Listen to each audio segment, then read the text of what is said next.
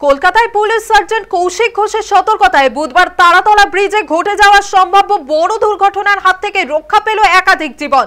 Diamond হারবারের traffic গার্ডের এই কর্মরত সার্জেন্ট তারাতলা ব্রিজের কাছে ডিউটি চলাকালীন লক্ষ্য করেন বেহালার দিক থেকে আসা একটি উবের গাড়ি বেপরোয়াভাবে ছুটে আসছে।